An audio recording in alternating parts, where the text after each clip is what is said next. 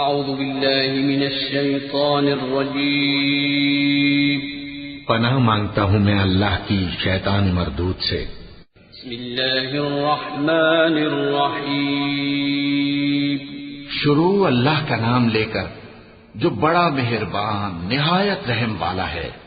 یا ایھا المزمل قم اللیل الا قلیلا نصفه او انقص منه قلیلا او زد علیہ ورتل القرآن ترتیلا انا سنلقی علیک قولا ثقیلا ان ناشئة الليل هي أشد وطئا وأقوم قيلا إن لك في النهار سبحا طويلا واذكر اسم ربك وتبتل إليه تبتيلا۔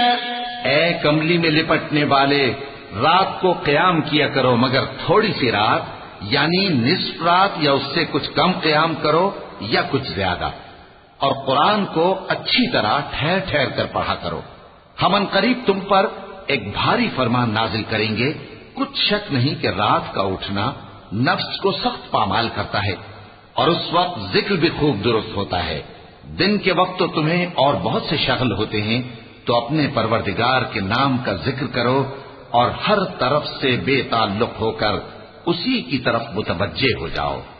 رب المشرق والمغرب لا إله إلا هو فاتخذه وكيلا واصبر على ما يقولون واهجرهم هجرا جميلا وذرني والمكذبين أولي النعمة ومهلهم قليلا إن لدينا أنكالا وجحيما وطعاما ذا غصة وعذابا أليما۔ وہی مشرق اور مغرب کا مالک ہے، اس کے سوا کوئی معبود نہیں، تو اسی کو اپنا کارساز بناؤ، اور جو دل آزار باتیں یہ لوگ کہتے ہیں ان کو سہتے رہو، اور خوبصورتی سے ان سے کنارہ کش رہو، اور مجھے ان جھٹلانے والوں سے جو دولت مند ہیں سمجھ لینے دو، اور ان کو تھوڑی سی مہلت دے دو۔ کچھ شک نہیں کہ ہمارے پاس بیڑیاں ہیں اور بڑی زبردست آگ ہے، اور گلے میں اٹکنے والا کھانا ہے اور درد دینے والا عذاب ہے۔ یوم ترجف الارض والجبال وكانت الجبال كثيبا مهيلا انا ارسلنا اليكم رسولا شاهدا عليكم كما ارسلنا الى فرعون رسولا فعصى فرعون الرسول فأخذناه أخذا وبيلا فكيف تتقون إن كفرتم يوما يجعل الولدان شيبا السماء منفطر به كان وعده مفعولا إن هذه تذكرة فمن شاء اتخذ إلى ربه سبيلا۔ جس دن زمین اور پہاڑ کانپنے لگیں اور پہاڑ ایسے بھربھرے ہو جائیں گے جیسے ریت کے ٹیلے، اے اہل مکہ، جس طرح ہم نے فرعون کے پاس موسیٰ کو پیغمبر بنا کر بھیجا تھا، اسی طرح تمہارے پاس بھی محمد صلی اللہ علیہ وآلہ وسلم ایک رسول بھیجے ہیں جو تمہارے مقابلے میں گواہ ہوں گے۔ سو فرعون نے ہمارے پیغمبر کا کہا نہ مانا تو ہم نے اس کو بڑے دردناک انداز سے پکڑ لیا۔ اگر تم بھی ان پیغمبر کو نہ مانو گے تو اس دن سے کس طرح بچو گے جو بچوں کو بوڑھا کر دے گا، جس سے آسمان پھٹ جائے گا۔ یہ اس کا وعدہ پورا ہو کر رہے گا۔ یہ قرآن تو نصیحت ہے، سو جو چاہے اپنے پروردگار تک پہنچنے کا راستہ اختیار کر لے۔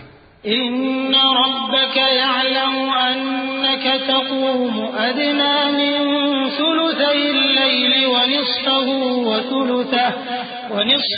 وثلثه وطائفة من الذين معك والله يقدر الليل والنهار علم أن لن تحصوه فتاب عليكم فاقرؤوا ما تيسر من القرآن علم أن سيكون منكم مرضى